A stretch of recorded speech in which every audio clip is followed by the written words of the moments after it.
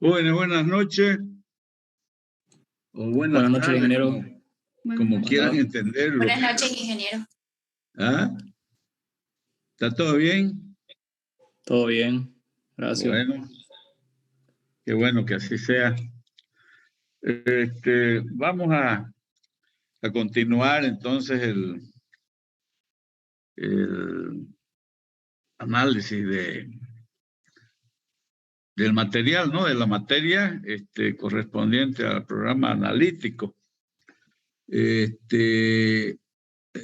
la anterior clase terminamos viendo algo de la comercialización del producto, ¿no?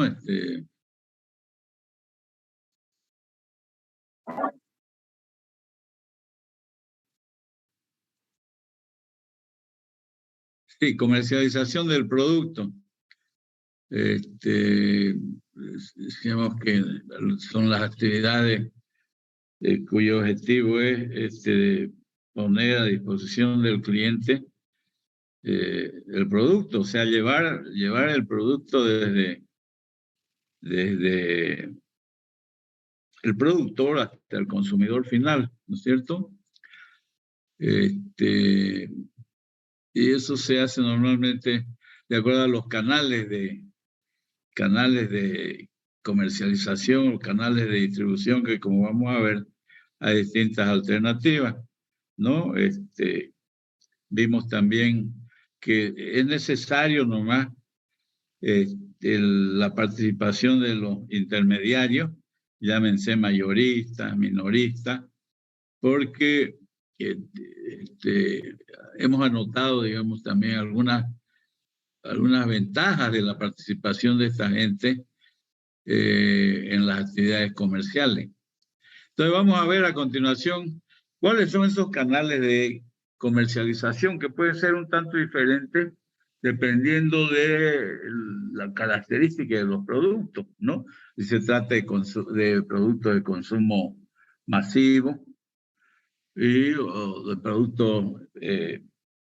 productos industriales, ¿cierto? Entonces, pues la ruta que sigue el producto para llegar desde el producto al consumidor suele ser un tanto diferente. Entonces, ¿qué es el canal de distribución? Un canal de distribución, como dice acá, es la ruta, el camino que debe hacer un producto para ser llevado desde el productor hasta el consumidor final. Y para ello, normalmente se detienen varios puntos de esa trayectoria, de esa ruta. En cada punto en que se detiene, hay una intermediación, ¿no? Caracterizada por un pago o una transacción, ¿no? Y también se produce algo que es muy importante, es un intercambio de la información, porque es importante, digamos, conocer que el cliente, el mayorista, el minorista estén al tanto de las características del producto, ¿no es cierto? De qué tipo de necesidades va a cubrir, ¿cierto? Entonces, hay esa serie de información en cuanto a la calidad, la composición del producto, ¿cierto? Su precio, la disponibilidad, etcétera, etcétera, ¿no? Entonces, siempre el fabricante o productor trata de elegir el canal que más le convenga para los fines de su empresa, ¿no? Que le reditúe los mayores beneficios y decir también, o los menores costos. Entonces, los productos pueden ser de consumo masivo y también de consumo industrial. Cada uno de estos canales los podemos ver a continuación. Cuando se trata de productos de consumo masivo, productos de consumo popular, se tienen normalmente los siguientes canales de comercialización, ¿no? El producto es llevado directamente desde el productor al consumidor.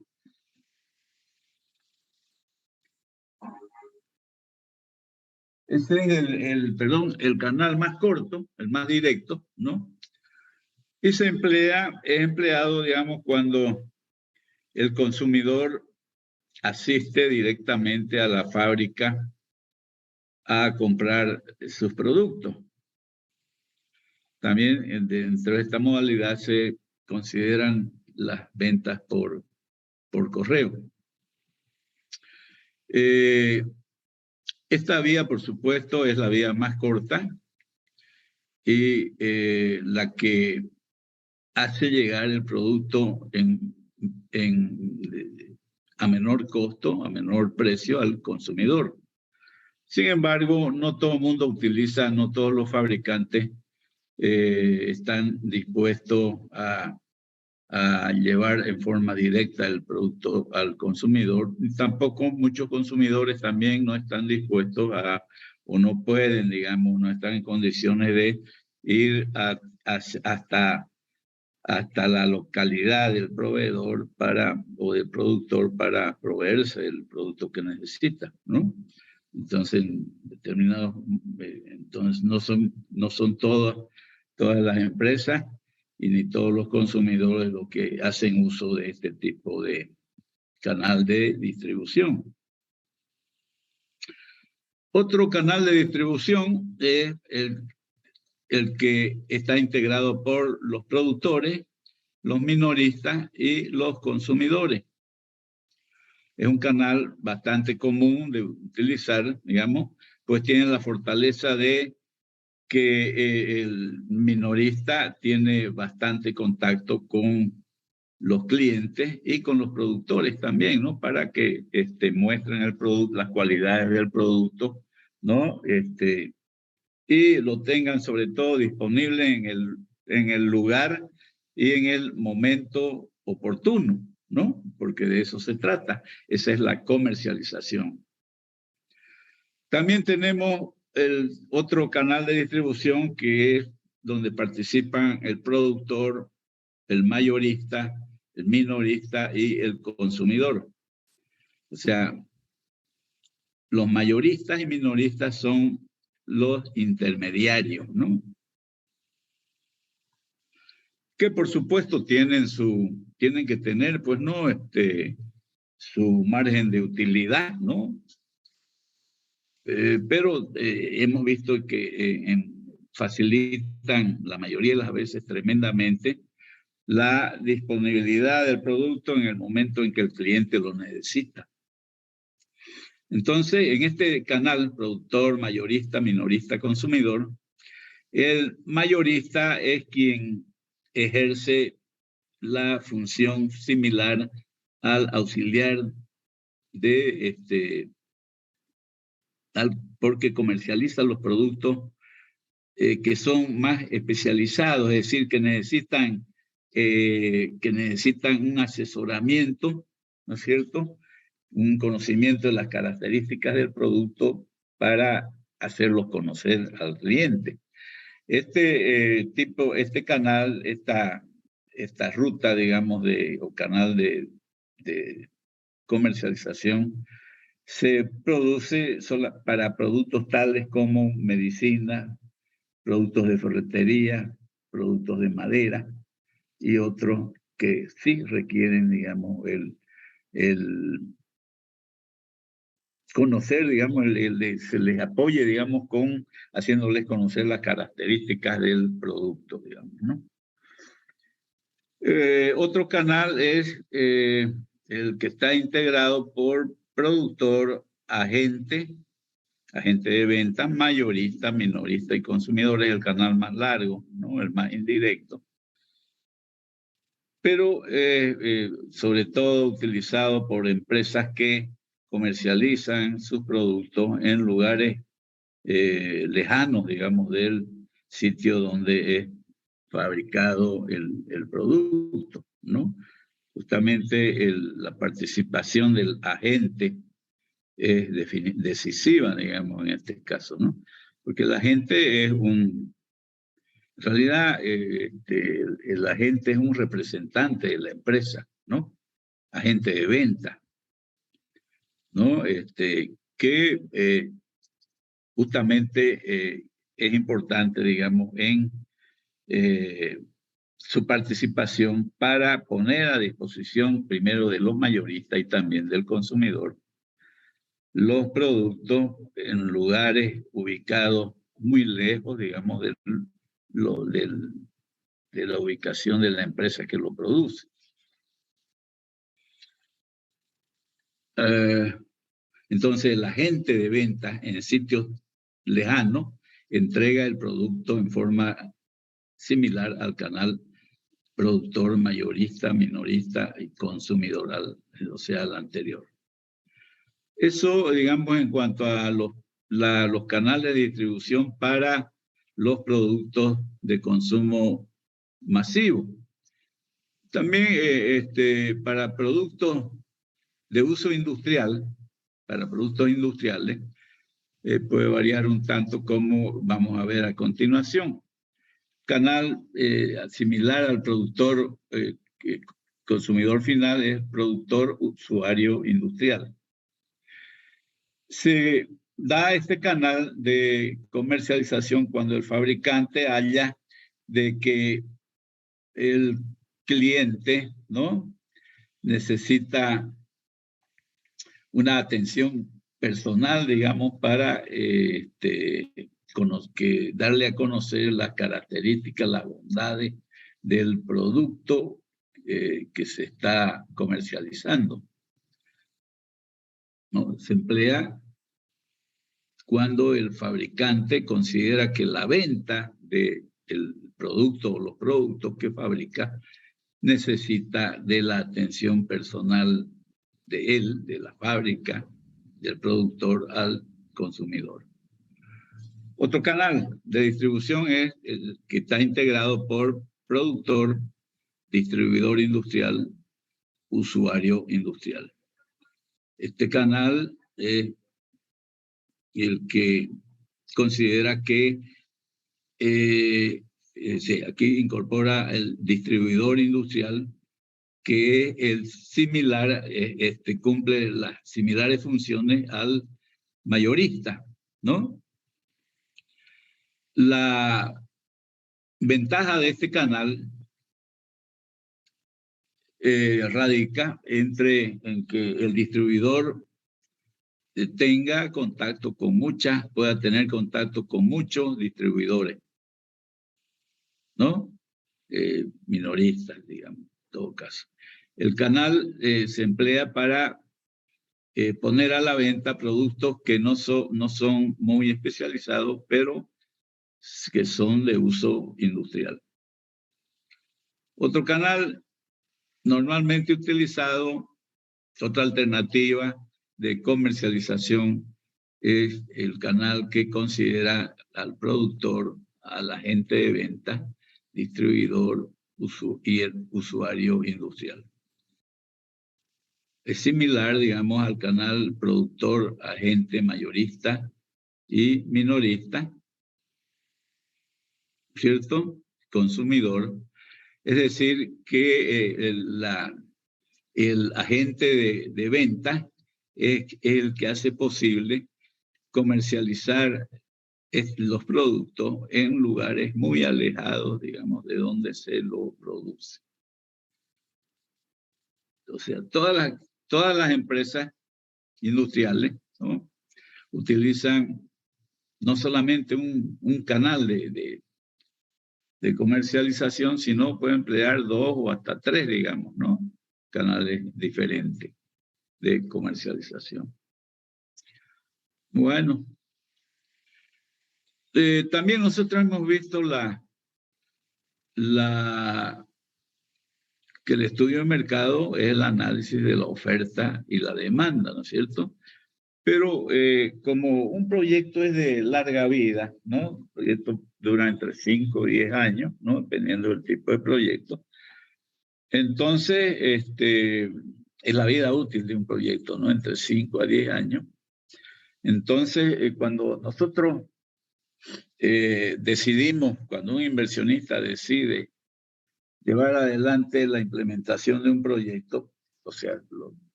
tiene que invertir, ¿no es cierto? Pero invierte, digamos, en un periodo relativamente corto, que puede ser 6 meses, 1 año, o que puede ser un poco más, dependiendo del tipo de proyecto.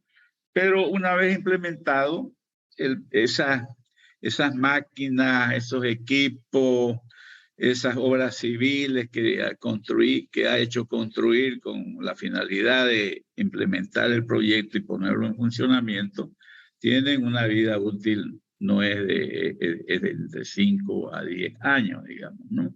Y si tienen una vida útil, y si el proyecto tiene una vida útil de 10 años, por ejemplo, y el equipo dura 5 años, entonces hay lo que se conoce como las reservas de depreciación, digamos, ¿no? Se reemplaza el equipo que ya cumplió su vida útil por otro similar, pero nuevo, ¿no es cierto? Entonces,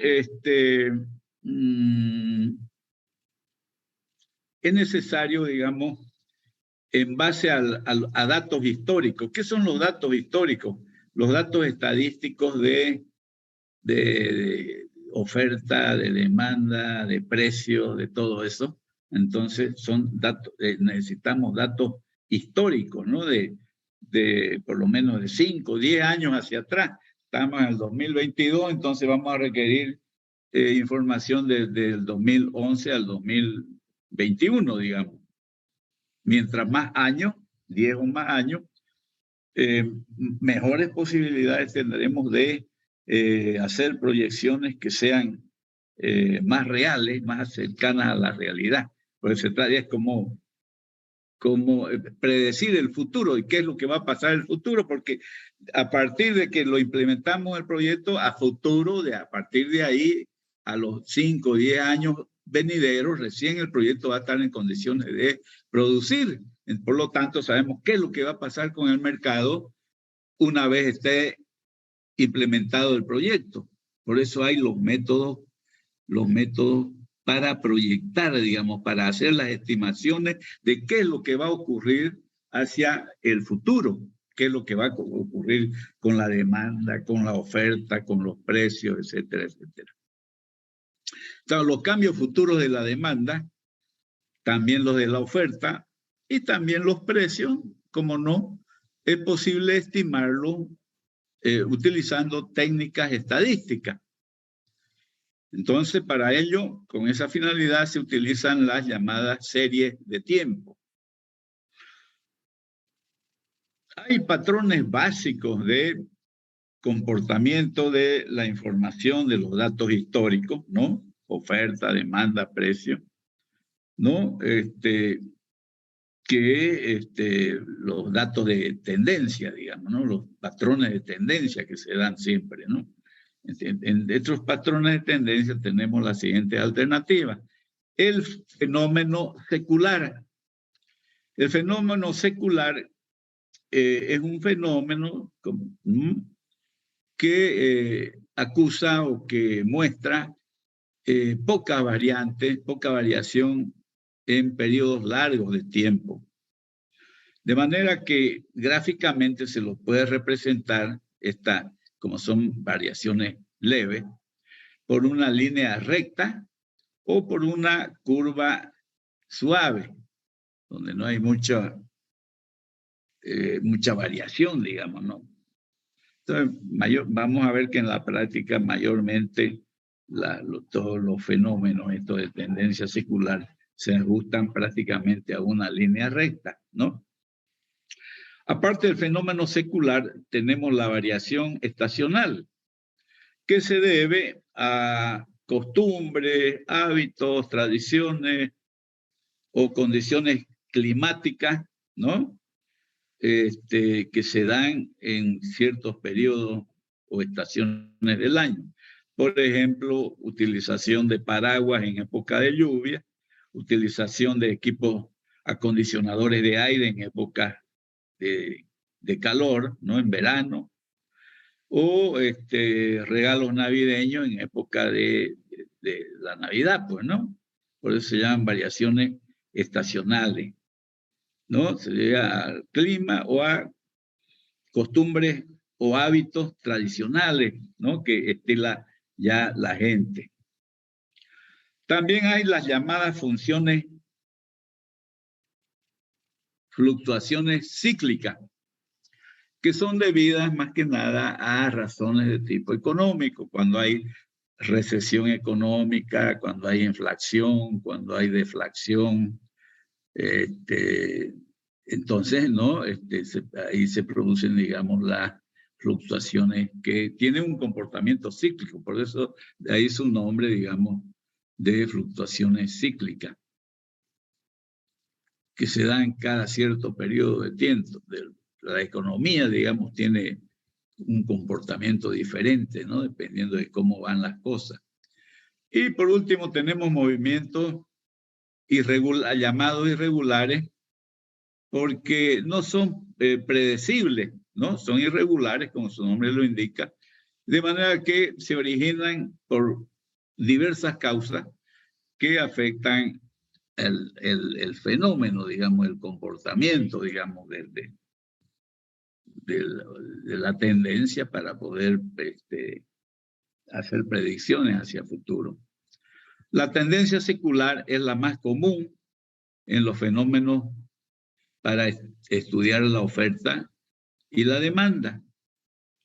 La tendencia se puede determinar gráficamente o se puede utilizar otros métodos como el método de los promedios móviles o el método de los mínimos cuadrados. Son métodos para proyectar la demanda, también la oferta, digamos, ¿no? Y con en menor proporción, digamos, hasta los precios se los puede tratar, digamos, así estadísticamente para proyectarlo.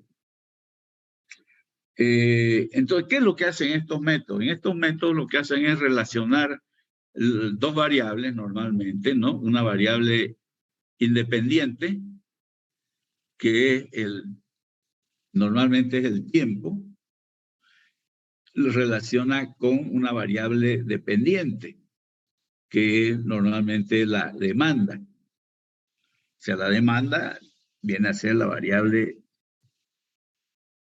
dependiente, ¿no? Depende del tiempo, básicamente. Y el tiempo es la variable independiente. Entonces, la finalidad es que a partir de los datos históricos, de esa relación entre la demanda y el tiempo, por ejemplo, o la demanda en función al tiempo, ¿no?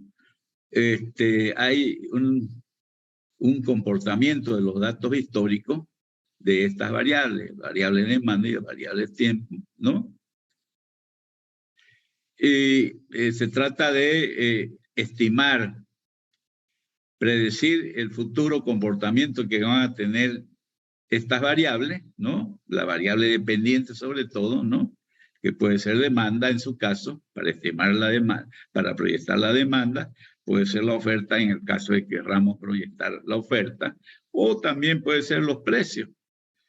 Y ello nos va a permitir tomar decisiones sobre el mercado, es decir, vamos a decir,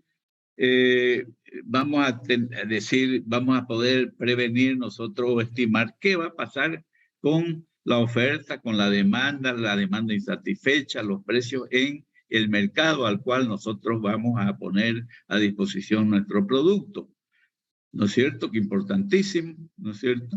Y en función a eso vamos a determinar otros aspectos del proyecto, como el tamaño, por ejemplo, qué capacidad instalada va a tener, cuál va a ser su capacidad de producción, ¿no? Entonces, importantísimo, como ven.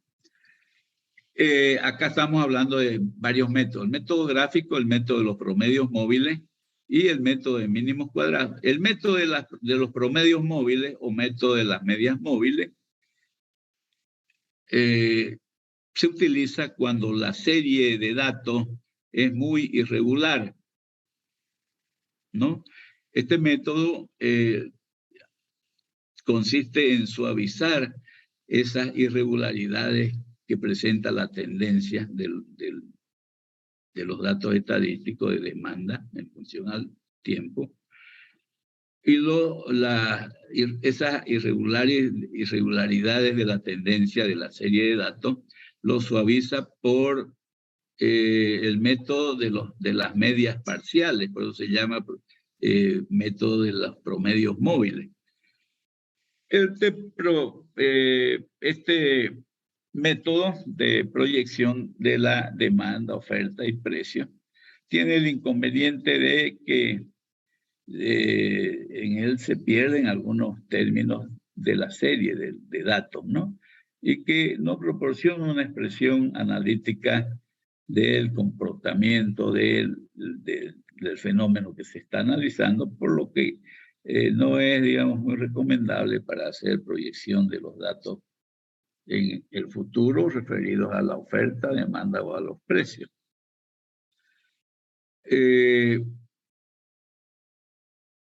Lo propio ocurre, digamos, con la demanda, ocurre con la oferta, pues, ¿no? Y al igual que la demanda, también hay que hacer un ajuste a ver, fíjense, a ver, acá estamos hablando de un ajuste de dos variables, la variable dependiente, que es la demanda con el precio, pero también se puede hacer, estimar con dos o más variables. Entonces, en este caso, por ejemplo, dice, para proyectar la oferta, se opera de la misma manera que para estimar la proyección de la demanda. Pero a veces también se incorpora una tercera variable, ¿no? Y para determinar un ajuste, ya no de dos, sino de tres variables, de acuerdo a los mismos criterios. Es decir, que de cada uno de las tercera variable empleada, analizada, que en este caso, aparte de la demanda y el tiempo, pueden ser el PIB, que es el Producto Interno Bruto, puede ser datos relativos a la inflación, ¿no? O puede ser el índice de precios también. Entonces, como resultado del ajuste se obtiene lo que conocemos como el índice de correlación o coeficiente de correlación, que normalmente se lo representa con la letra R minúscula, ¿no? Entonces hay que determinar ese correspondiente. Mientras más cercano a 1 es el valor del coeficiente de correlación, es un indicio de que tenemos una mejor recta o curva de ajuste a medida que el coeficiente R, el índice de correlación, se aproxima a 1. Y lo contrario, digamos, si su valor es cercano a 0, nos indica de que estamos ante un ajuste, digamos, o una predicción que no es muy confiable, que digamos, ¿no? Mientras más próxima a 0. Entonces veamos, proyección de la demanda.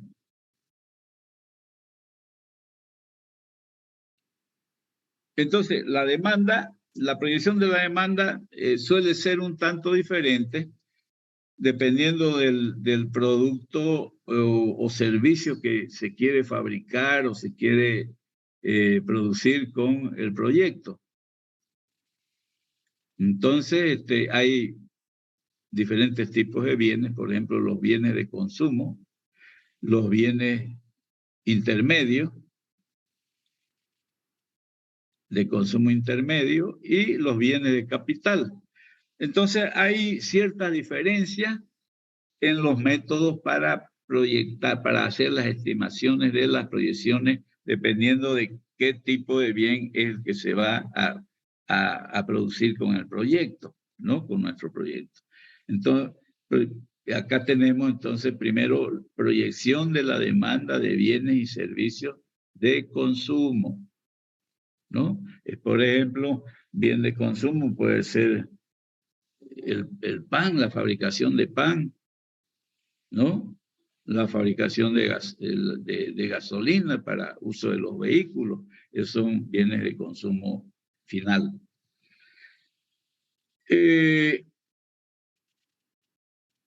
Un bien de consumo intermedio, por ejemplo, sería la harina de trigo, que sirve para fabricar el pan, digamos, ¿no? El pan sería el de consumo, el bien de consumo final, mientras que la harina de trigo o la harina de maíz o de cualquier cereal que ustedes puedan imaginar, entonces sería el bien de consumo industrial o de consumo intermedio. Y los bienes de capital son las máquinas, las herramientas, ¿no es cierto? Los equipos. Ya, entonces, para este tipo de bienes de consumo, bienes y servicios de consumo, se utilizan métodos de proyección basados en la extrapolación de la tendencia histórica. ¿Qué es la tendencia histórica? Esa es la serie de datos hacia atrás, digamos, del momento que estamos analizando, ¿no?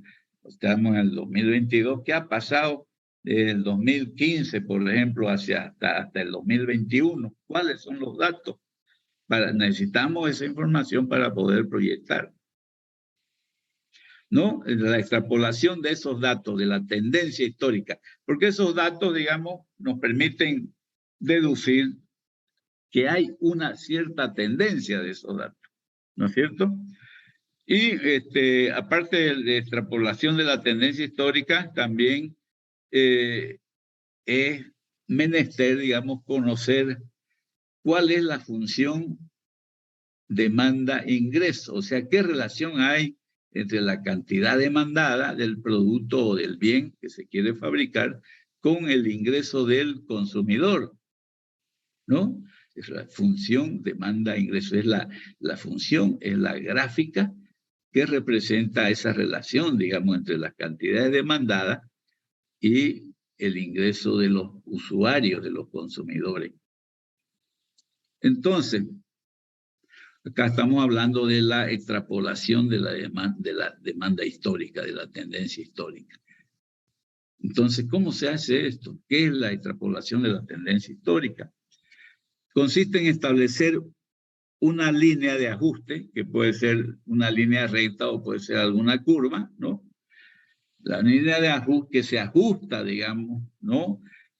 De mejor manera a las cantidades consumidas a lo largo de un cierto periodo de tiempo, en años normalmente. Y de esa manera se estima la demanda futura, o sea, qué es lo que va a pasar. Se hace una estimación de qué es, una proyección de qué es lo que que va a ocurrir en el pasado en base al comportamiento de los datos históricos, ¿no? Entonces, se hace esa predicción hacia futuro conforme a la tendencia que muestran los datos históricos, la relación entre los datos históricos. Entonces, de esa manera determinamos cuál va a ser nuestra línea o curva de ajuste a esos datos. Una vez conocemos la ecuación, pues todo se traduce en una ecuación, ¿no? Es una línea recta, es una hipérbola, es una parábola, o qué es, digamos, ¿no? Entonces, conocida la ecuación de la línea de ajuste, ya podemos extrapolar en base a esa línea de ajuste y prolongar hacia el futuro para predecir qué es lo que estimamos que va a pasar en los años futuros cuando esté nuestro proyecto funcionando, que eso es lo que nos interesa, ¿no?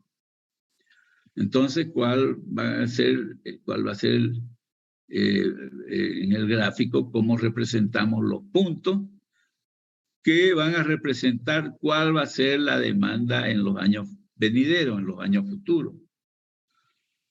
Podemos simplificar la representación gráfica de la relación de los datos históricos, ¿no? Haciendo uso de valores logarítmicos a fin de convertir en rectas, digamos, algunas funciones que son curvas, ¿no? Diversas, que hay diferentes curvas. Se han visto en geometría analítica, creo que se ve eso, ¿no? La ecuación de la recta, la ecuación de la hipérbola, de la parábola, etc. Entonces, la serie de datos históricos preferentemente deben ser bastante largas, o sea, corresponder a periodos largos, ¿no es cierto?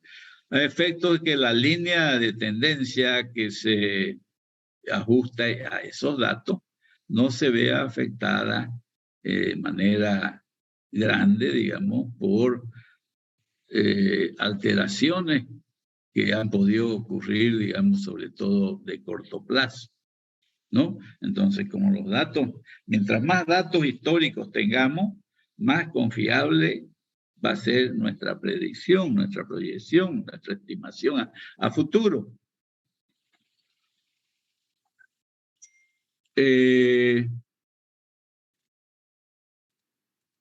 Ok.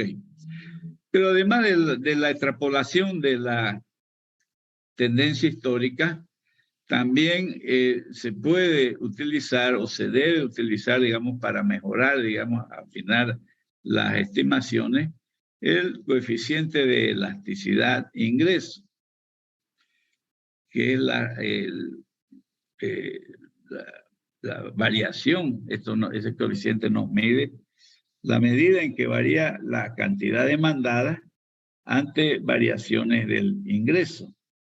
Entonces, normalmente, digamos, cuando aumenta el ingreso del consumidor, pues estamos hablando de bienes de consumo, cuando aumentan el ingreso per cápita del consumidor,